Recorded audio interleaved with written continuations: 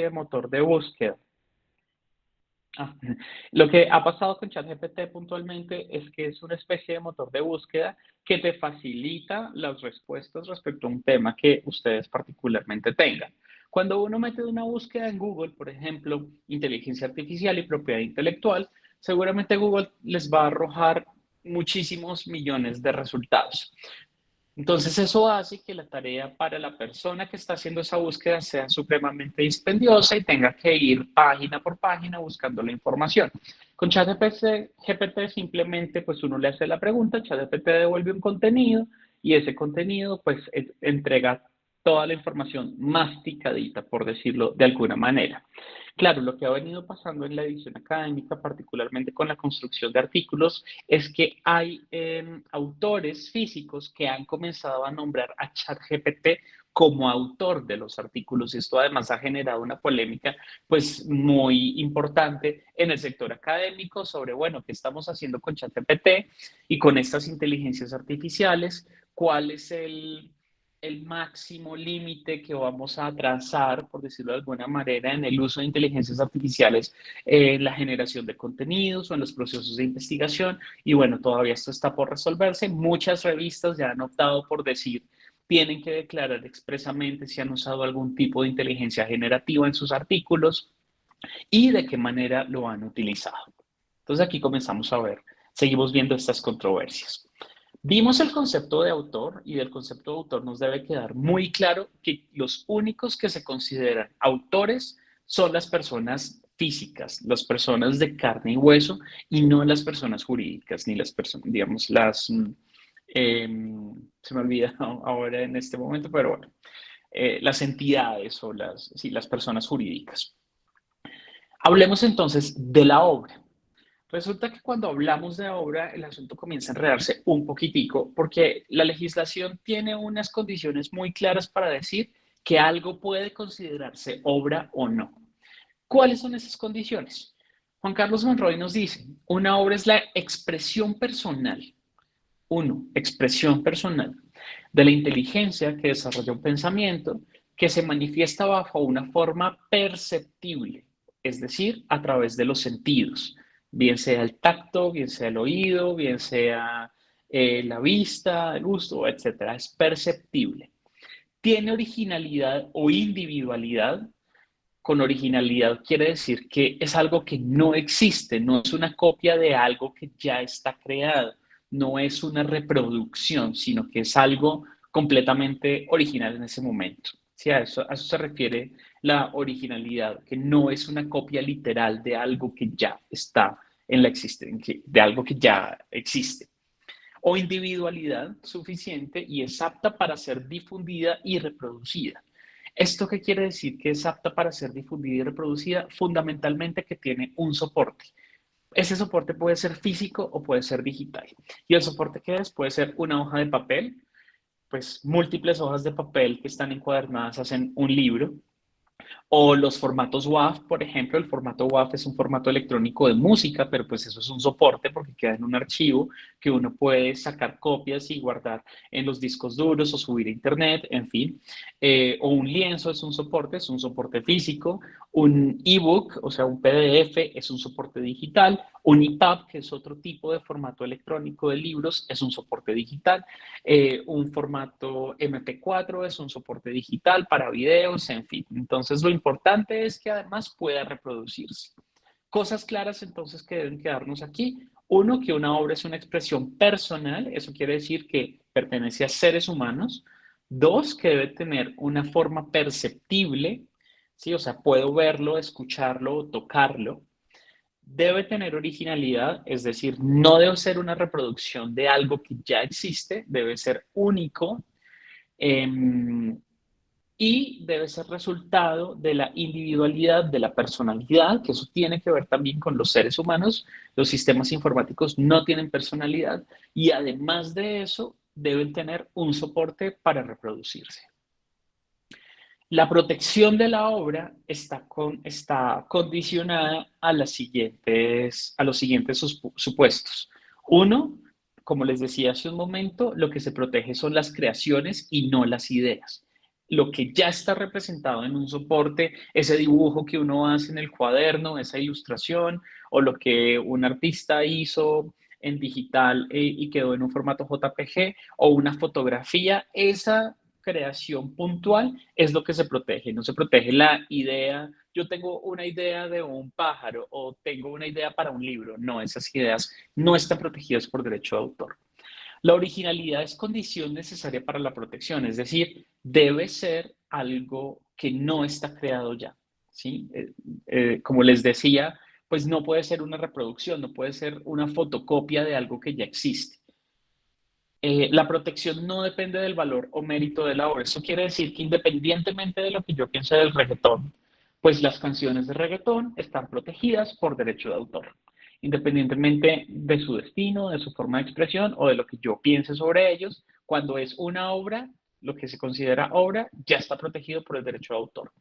Y en Colombia puntualmente la protección de derecho de autor no está sujeta al cumplimiento de formalidades. Eso quiere decir que uno no necesariamente tiene que ir a hacer un registro en la Dirección Nacional de Derecho de Autor, que a propósito se recomienda hacer el registro para casos de litigios o de problemas, pero no está sujeta a esa formalidad. Simplemente en el momento en el que yo doy el punto final a mi poema o en el que yo considero que mi fotografía ya está suficientemente trabajada, o cuando yo ya digo que mi cuadro y con el trabajo de pintura que he hecho ya está finalizado, en ese momento, independientemente del formalismo que se necesite, pues ya hay protección de derecho de autor. Y esto nos dice también la decisión andina sobre definición de obra, que es toda creación intelectual original de naturaleza artística, científica o literaria, susceptible de ser divulgada o reproducida en cualquier forma. De nuevo, vemos unas características importantes acá. Uno, originalidad. Dos, digamos aquí pone unas naturalezas, artística, científica o literaria. Por lo general, cuando se refiere a literaria, más allá de un tipo estético o de una condición estética, lo que quiere decir es que está expresado en un código, es decir, pues hay un alfabeto, hay unas palabras en inglés, en español, un idioma, etcétera. Eso se refiere puntualmente con literario, susceptible de ser divulgado o reproducido en cualquier forma, es decir, tiene un soporte. Se habla de creación intelectual porque la obra es el resultado de un esfuerzo creativo, de una actividad humana consciente o deliberada. Esto es muy importante. Una obra no puede surgir del azar o de condiciones que el autor no determinó. Y aquí comenzamos a cruzar entonces con lo que pasa con las inteligencias artificiales.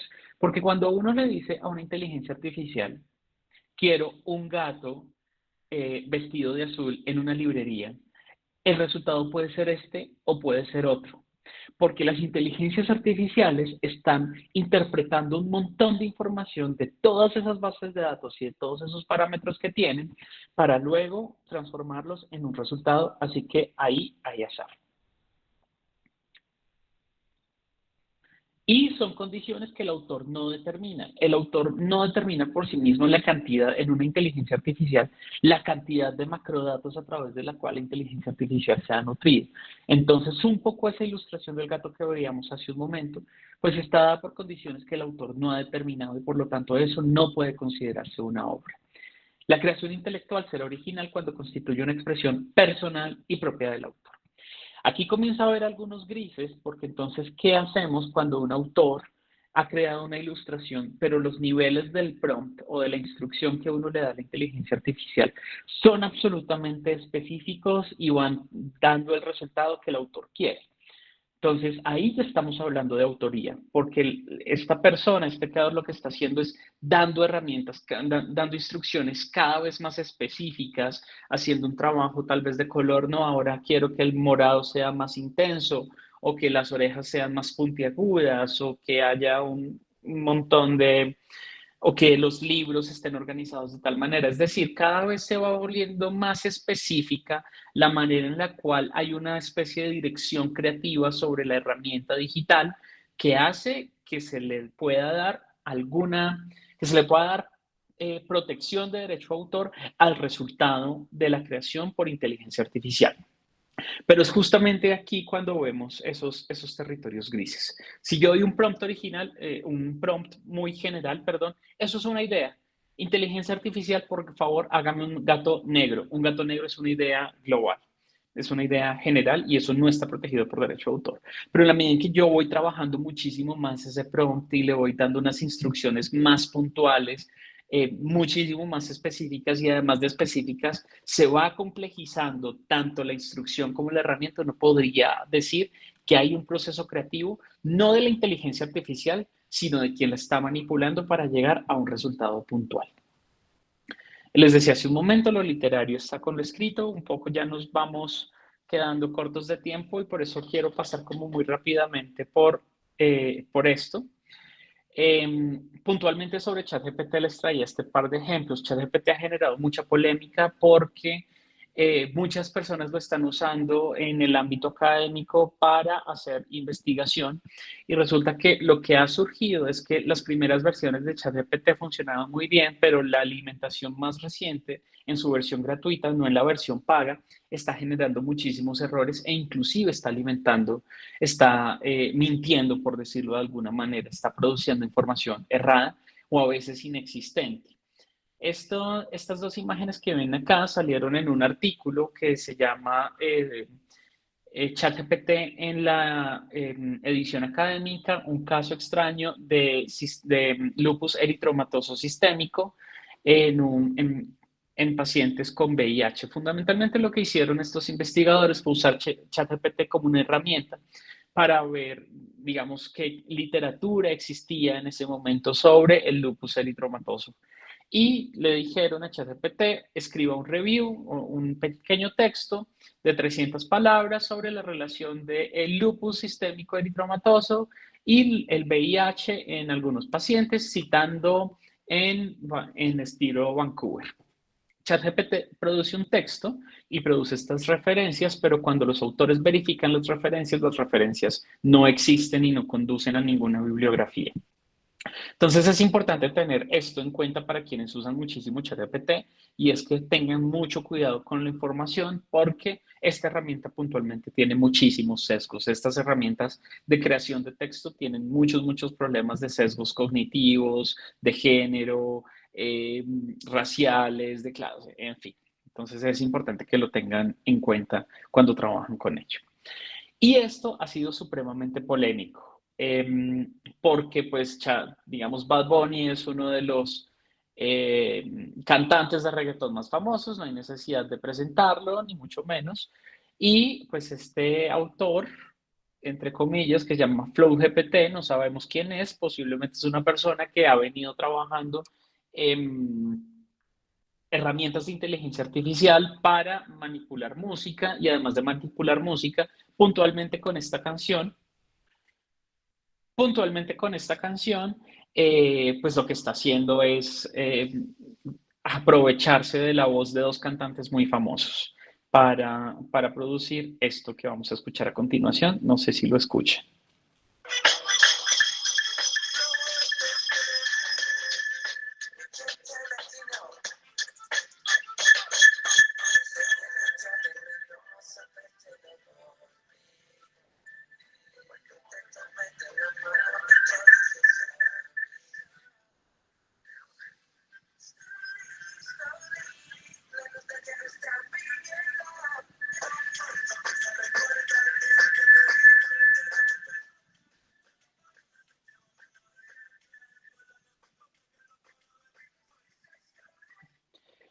¿Qué quería mostrarles con eso? No sé si de pronto tuve algún retorno, porque estoy conectado en dos dispositivos diferentes, pero lo que pasa en este video puntualmente es que se usaron inteligencias artificiales para reproducir tanto la voz de Justin Bieber como la voz de Bad Bunny. Entonces, más allá de que la letra sea original y sea una creación puntual, de un artista que se llama FlowChatGPT, de una persona, pues hay otras intervenciones en términos de la propiedad del derecho de imagen puntualmente de estos dos cantantes. Hay una explotación que podría ser perfectamente económica. Este video, por ejemplo, ha tenido 9.7 millones de visualizaciones. Y pues esto quiere decir que después de ciertas visualizaciones, los artistas podrían llegar a recibir una regalía sobre la cantidad de reproducciones que tienen. Y bueno, esto también tiene un montón de problemas económicos y de implicaciones económicas.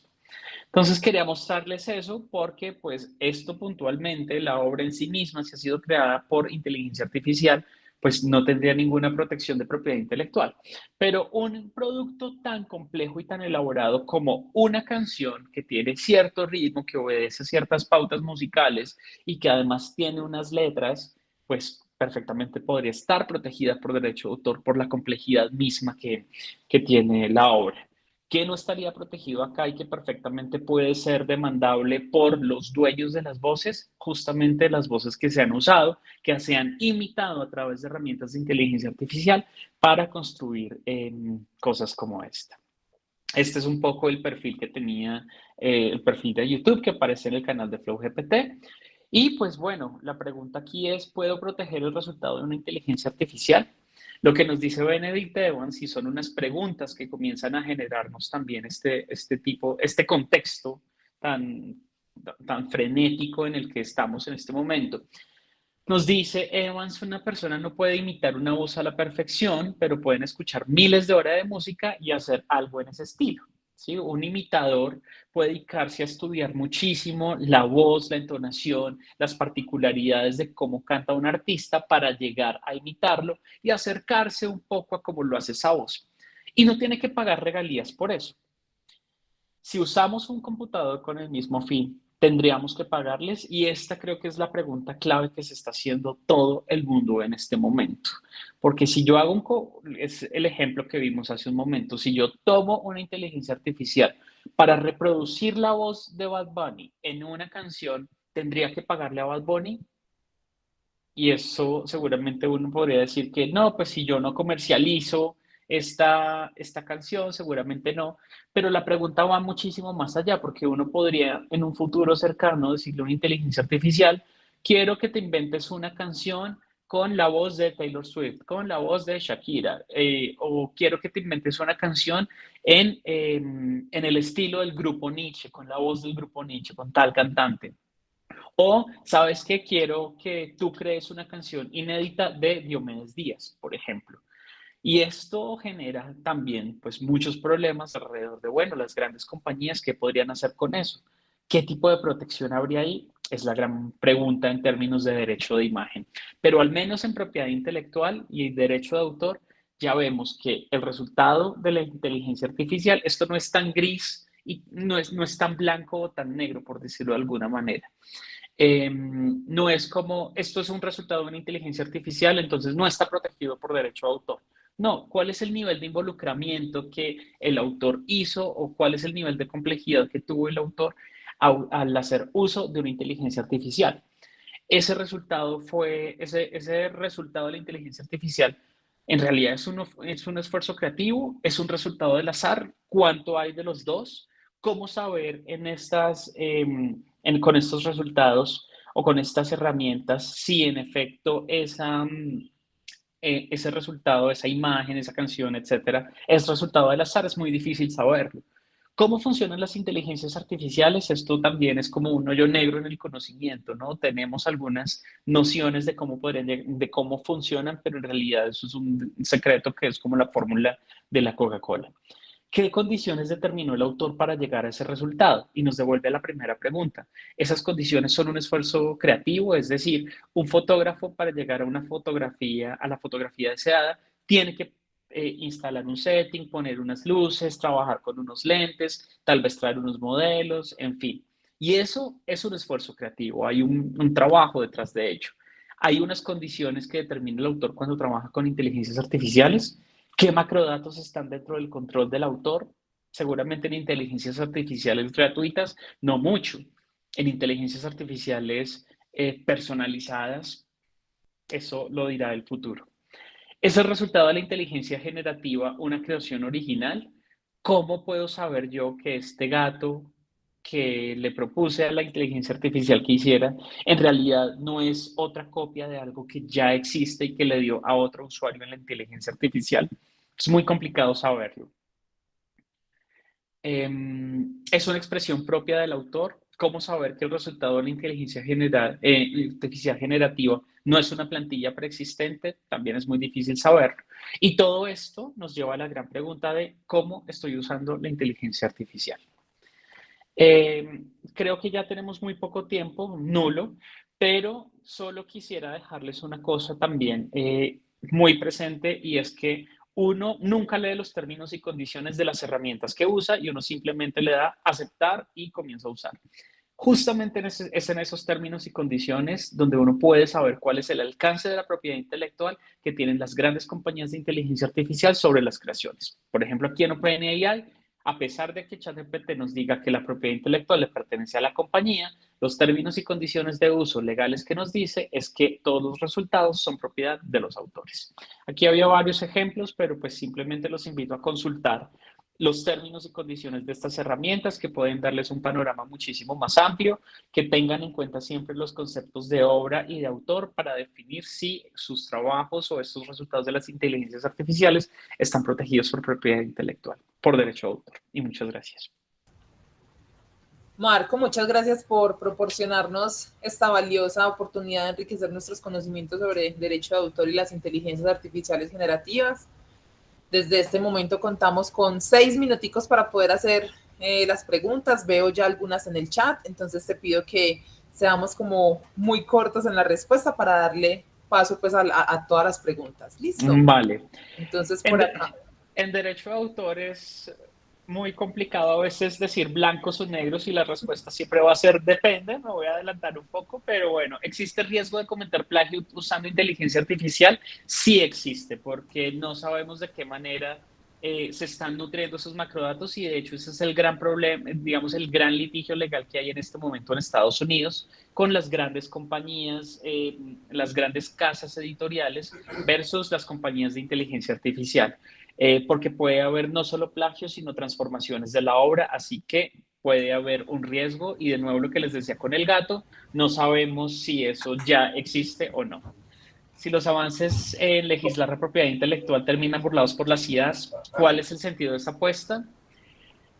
La legislación siempre va a estar detrás de lo que sucede en la realidad y será lo práctico y muchas veces cómo funciona el mercado lo que nos dice cómo legislar.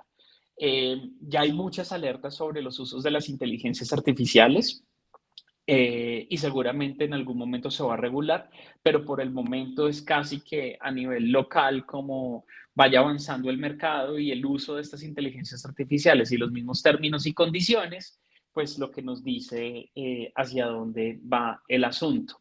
Pero el sentido de la apuesta es fundamentalmente una inteligencia artificial es una herramienta que nos facilitará el trabajo de alguna manera. ¿En qué áreas? Serán múltiples, no lo sabemos todavía, pero pues eso lo dirá también el futuro. Si una inteligencia artificial crea los prompts y desarrolla otra inteligencia artificial, ¿se puede proteger? De nuevo, la protección, digamos, en general la propiedad intelectual se aplica únicamente a creaciones humanas. Hay otros derechos ahí, y ahí dentro de la propiedad intelectual hay un universo un poquito más amplio que son las patentes, las marcas, los signos distintivos. El software en algunos sitios está protegido vía patente, en otros como Colombia está protegido vía derecho de autor, entonces eso va a depender mucho de la legislación, pero por el momento y en la legislación colombiana lo que te puedo decir es que si no es una creación humana, no se puede proteger vía derecho de autor. Bueno, creo que vamos llegando al final de este espacio, a esta tercera conferencia del segundo día del evento académico Propiedad Intelectual y las Nuevas Tecnologías. Marco, ¿algo más por agregar? ¿Algo más que quieras decir? Pues María Fernanda, muchísimas gracias a ti, a la Universidad Nacional por esta invitación. Espero que esto les haya dado algunas luces. Yo sé que el tema es muy complejo y todavía hay mucha tela por cortar, pero pues bueno, vamos avanzando en este enredo tan complicado que tenemos enfrente con las inteligencias artificiales. Claro que sí. Nuevamente, gracias por darnos este espacio y por poder compartirnos de tus conocimientos. Igualmente agradecemos a todas las personas que se conectaron. Nos vemos en una próxima conexión. Hasta luego. Que estén muy bien. Hasta luego y muchas gracias a todos.